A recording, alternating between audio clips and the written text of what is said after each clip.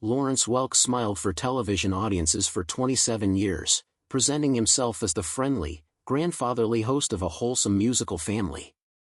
On the surface, his show seemed joyful and carefree, but behind the champagne bubbles was a very different story. One of the biggest contradictions of his career was the pay he gave to his performers. While Welk quietly built a fortune estimated at $150 million by the time he died in 1992, many of his stars earned shockingly little. Performers were paid the union minimum, regardless of their popularity or importance to the show. For instance, the Lennon sisters, one of the most famous acts on the program, earned only $110 per week for years. Even after moving up to solo pay scale, their wages only reached $210 a week, a fraction of what their fame might suggest. Any requests for higher pay were met with refusal. Welk believed no act was worth more than the union minimum, and he discouraged performers from hiring managers or agents who might negotiate for better contracts.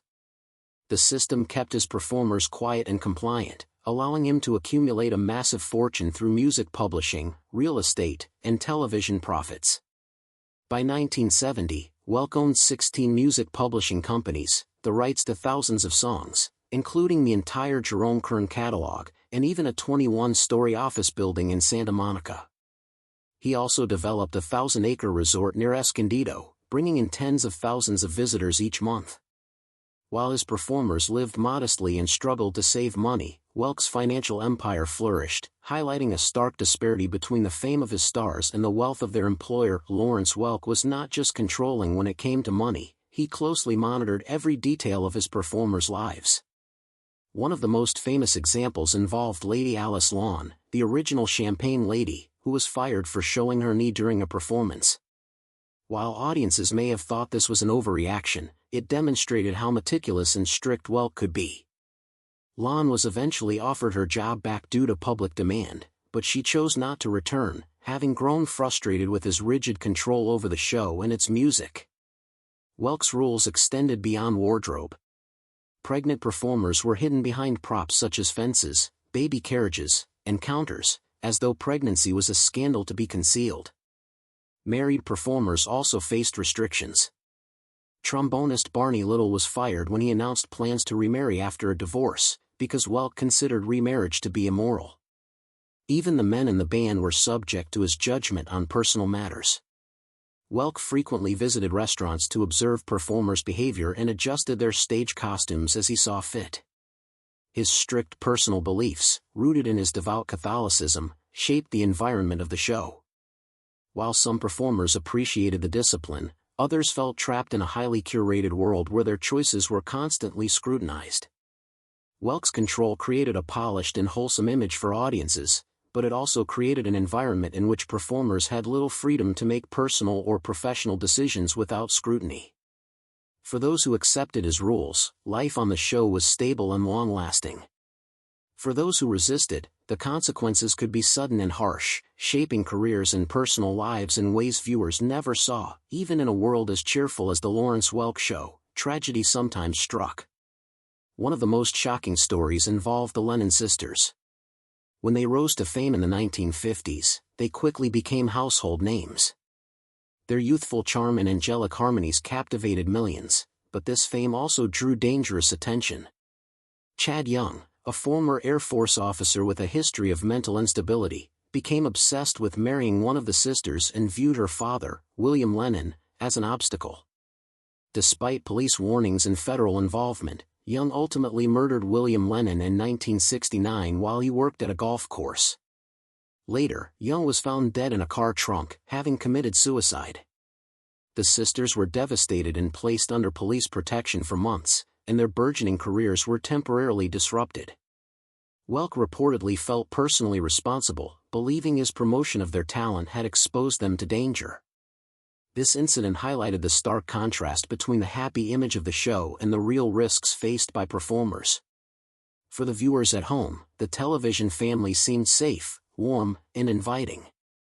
Behind the scenes, however, the performers faced threats, tragedies, and constant pressures that the show's bright lights and music never revealed. These hidden realities remind us that even the most polished and cheerful television programs often have untold stories that challenge the audience's perception of safety and normalcy. Welk's personal beliefs extended deeply into the private lives of his performers. His devout Catholic faith shaped a moral framework that influenced who could appear on the show and how they behaved. This influence went beyond preventing profanity or scandalous acts on stage. It shaped everyday life for the cast. For example, when married members of the Lennon sisters became pregnant, Welk went to great lengths to hide it from viewers, positioning them behind props and limiting their appearances on screen.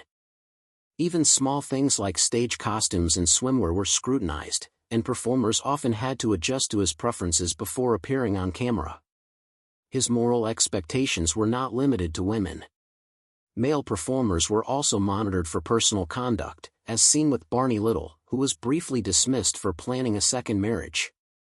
Welk's management style was paternalistic, treating performers like children to enforce obedience. He admitted in his autobiography that women in the cast could soften his decisions with tears, and his philosophy was that the show was a family where he acted as a father figure. While some performers appreciated the sense of structure and family, others found it restrictive. They had to balance personal desires and professional ambitions with Welk's strict guidelines. Despite these limitations, the system contributed to the polished, safe image the show maintained for decades.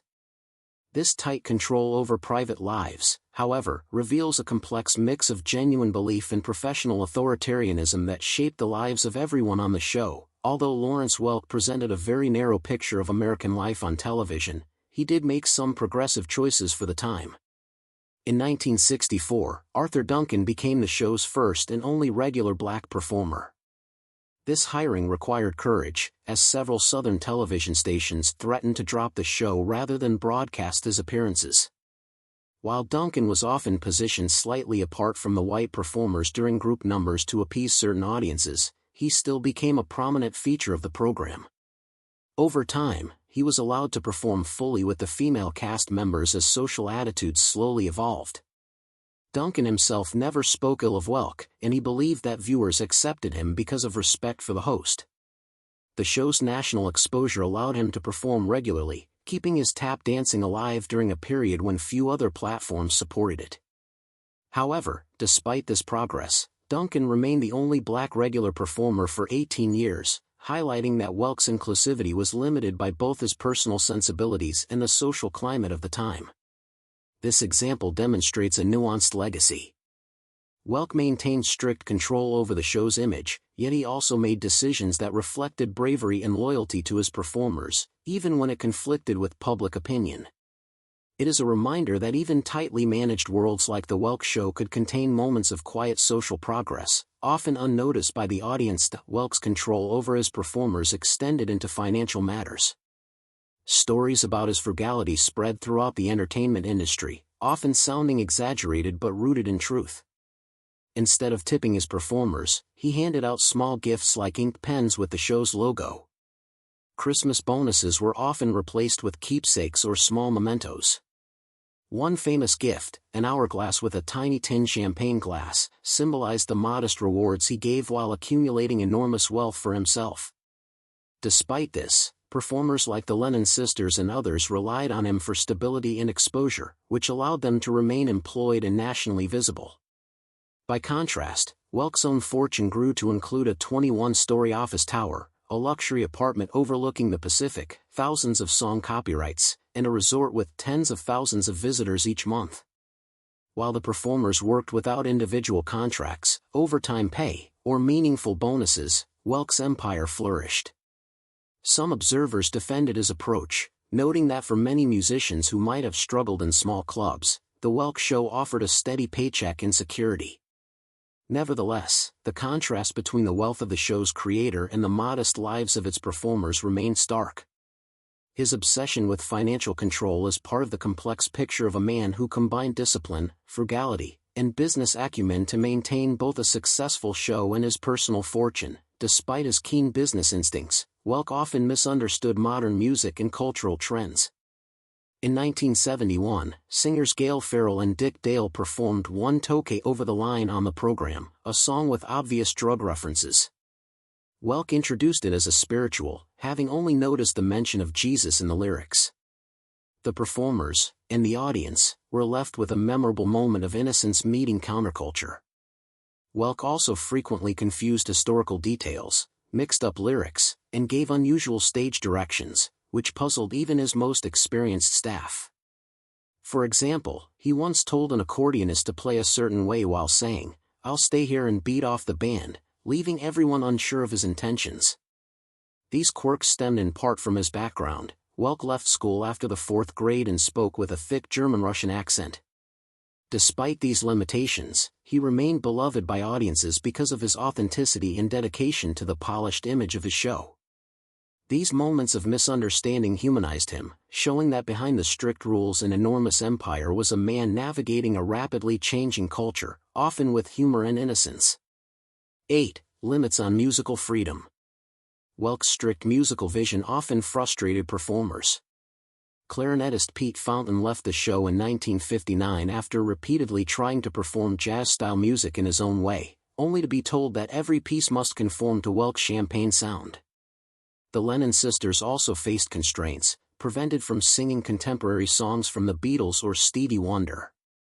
Welk prioritized music that he believed the audience would understand, shaping every detail of performance through his fever chart, which tracked viewer reactions. Song lyrics were carefully reviewed, stage placement was controlled, and comedians were avoided to prevent risky jokes. Cigarette and alcohol advertising never appeared.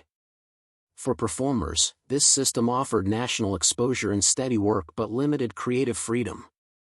Some stayed out of loyalty or practicality, while others left to pursue artistic independence. This balance between discipline and restriction defined the unique character of the show and the lives of those who worked there. Leaving the Welk Show often revealed hidden struggles. Performer Joe and Castle faced addiction and legal issues after leaving, while Bob Rustan, a pianist, was later convicted of a serious crime. Other performers like Natalie Neens, Larry Hooper, and Tanya Phelan experienced health, career, and family difficulties. Even Alice Lawn faced a violent home invasion that received little public attention. The cheerful image on television masked personal pain, tragedies, and challenges, showing the stark difference between on-screen appearances and real-life experiences. While viewers saw smiles and harmony, performers often carried the weight of the show's expectations, public scrutiny, and personal hardships. These stories reveal the human cost of maintaining a flawless television image and illustrate the complexities hidden behind a polished performance. Even within the Welk family, conflicts mirrored the control and discipline Lawrence Welk exerted on his show.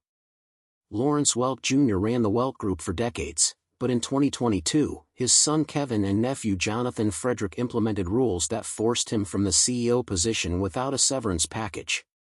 Larry Jr. filed a $30 million lawsuit claiming betrayal, only to pass away weeks later in 2026 before resolution. The family feud contrasted sharply with the harmonious image presented on television and mirrored the tension between loyalty, control, and personal ambition that defined the Welk Show itself.